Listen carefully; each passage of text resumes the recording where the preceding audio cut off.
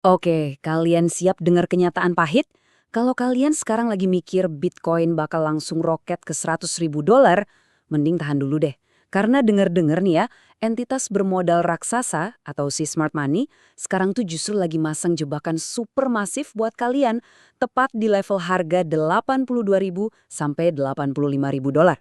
Coba deh buka sosmed sekarang. Narasi arus utama tuh penuh banget kan sama histeria super cycle dan euforia yang meluap-luap. Tapi sadar nggak sih, gimana kalau semua optimisme yang kita lihat hari ini tuh cuma ilusi yang diorkestrasikan dengan sangat rapi? Pernah kepikiran nggak kenapa narasi ini didorong sekuat itu? Ya tujuannya cuma satu, buat jadiin investor retail kayak kalian sebagai likuiditas jalan keluar. Bener banget, kalian tuh lagi dijadiin exit liquidity. Bagian 1. Ilusi super cycle, jebakan harga, realita makro versus hype pasar. Mari kita bedah apa yang sebenarnya terjadi di balik layar. Ya, emang sih ada miliaran dolar masuk lewat ETF yang bikin euforia retail makin buta. Tapi, realita institusi itu beda 180 derajat. Faktanya, inflasi di Amerika Serikat masih sangat lengket. Dan The Fed masih nahan suku bunga di angka 3,50%. Belum lagi ditambah ketegangan geopolitik global yang lagi panas-panasnya. Nah, karena tekanan makro ini, para pengelola dana raksasa tuh secara diam-diam lagi ngelakuin de-risking, alias ngurangin risiko mereka secara sistematis. Lingkungan makro kayak gini tuh sama sekali nggak ngedukung super cycle kripto dalam waktu dekat, percaya deh. Bagian 2. Fakta on-chain, the ledger doesn't lie, dan kenapa whales sebenarnya lagi jualan. Buku besar blockchain tuh nggak pernah bisa bohong. Narasi media emang bisa dimanipulasi, tapi mari kita lihat fakta ngeri yang satu ini. 2,21 juta BTC. Ini adalah titik terendah cadangan bursa semenjak awal 2018 loh. Pasokan yang sengaja dibikin tipis secara artifisial ini nyiptain lingkungan yang sering disebut para analis sebagai kota hantu. Likuiditasnya benar-benar tipis, volume perdagangan organik mati, dan efeknya pasar jadi super rentan sama manipulasi harga yang ganas. Terus kalian mungkin nanya, loh, tapi kan ada arus masuk miliaran dolar ke ETF BlackRock. Betul, emang ada 2,14 miliar dolar. Tapi coba perhatiin anomali ini deh. Kenapa harganya gagal nembus rekor $126.000? Jawabannya mind-blowing banget. Para whales ini justru manfaatin arus masuk ETF yang tebel tadi sebagai buku pesanan yang ideal buat ngebuang koin-koin berat mereka tanpa bikin harga pasar langsung hancur lebur. Sinyal bahaya lainnya tuh sembunyi di pergerakan dana institusi. Rasio whale di semua bursa, kalau kita pakai hitungan EMA 14 hari, baru aja nyentuh level tertinggi dalam 10 bulan terakhir. Bayangin, para pemegang mega aset lagi mindahin volume yang luar biasa raksasa dari cold storage mereka ke bursa-bursa aktif. Dan logikanya cuma satu, ribuan Bitcoin ini dipindahin ke bursa murni buat dijual. Bagian 3. Rahasia algoritma cicil jual. Gimana smart money mengekstraksi kekayaan pasar? Jadi pertanyaannya, gimana presisinya mereka jualan tanpa memicu kepanikan massal? Nah, jawabannya ada di strategi matematika presisi yang dieksekusi sama Wall Street.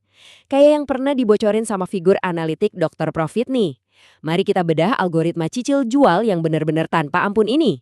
Langkah pertama, mereka nargetin zona jebakan di 82–85 ribu. Terus langkah kedua, mereka ngelepas 10% dari posisi long mereka setiap hari. Langkah ketiga, sebagian dari profit itu langsung dipakai sebagai agunan buat buka posisi short baru. Dan langkah terakhir, mereka ulangin terus siklus ini selama 10 hari. Sistem komputer ini tuh jualan ke tangan retail tanpa emosi sama sekali. Mastiin harga nggak runtuh terlalu dini sebelum barang mereka ludes. Bagian 4. Manipulasi derivatif dan regulasi. Orchestrating the squeeze. Poin yang super krusial di sini adalah harga $85.000 ini tuh ditopang secara artifisial oleh lobi politik dan euforia semata, bukan karena ada permintaan organik.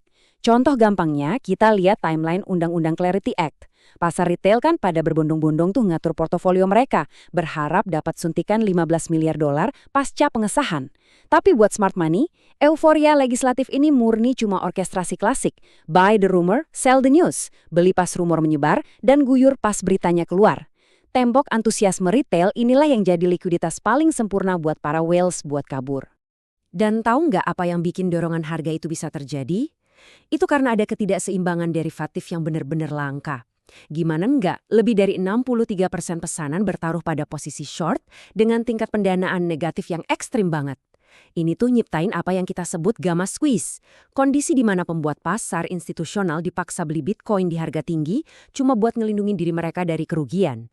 Nah, pembelian paksa inilah yang secara artifisial ngelikuidasi para trader dan ngelontarin harga naik, seolah-olah jadi bahan bakar roket buatan.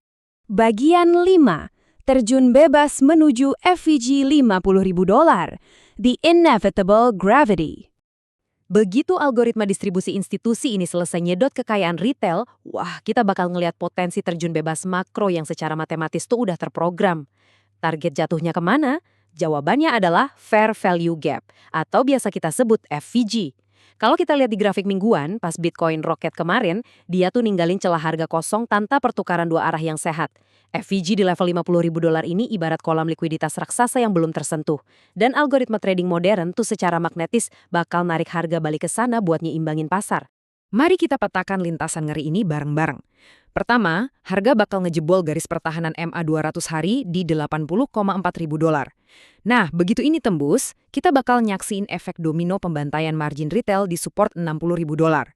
Di titik itu, kerugian beruntun bakal maksa semua orang buat jualan barengan, karena kena margin call.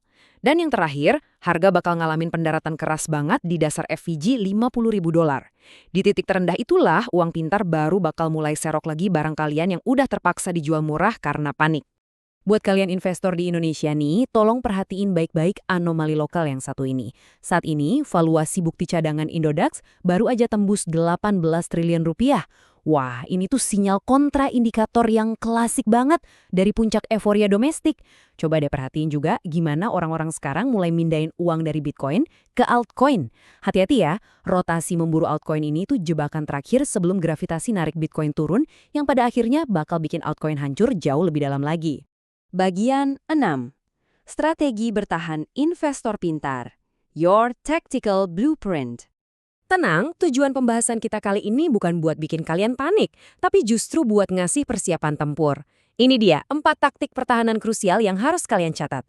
Nomor 1, tiru algoritma para whales. Jual aja 10-15% dari portofolio kalian setiap kali harga mantul di zona jebakan ini. Nomor 2, karantina uang kalian. Modal yang udah dicairin, pindahin hanya ke stablecoin ya, jangan pernah coba-coba rotasi ke altcoin dulu. Nomor 3, ini zona haram buat ngelong. Jangan pernah buka posisi long di atas $80.000, risikonya bener-bener nggak sepadan. Dan nomor 4, khusus buat yang udah mahir aja nih, kalian bisa lakuin tactical shorting dengan maksimal margin 1-2% aja. Dan wajib pasang stop loss mutlak di $87.500. Cetak biru udah kebongkar jelas banget kan, dan datanya nggak mungkin bohong. Pertanyaannya sekarang, di posisi mana kalian bakal berdiri pas pasar nanti berbalik arah? Bakal tetap keras kepala ngehold, jadi cerdas dengan ambil profit alias selling, atau justru ikut numpang arusnya smart money dengan nge-short jebakan 85.000 ini? Coba dong, tulis strategi pasti kalian di kolom komentar sekarang juga. Mari kita bedah bareng-bareng sebelum badainya benar-benar datang.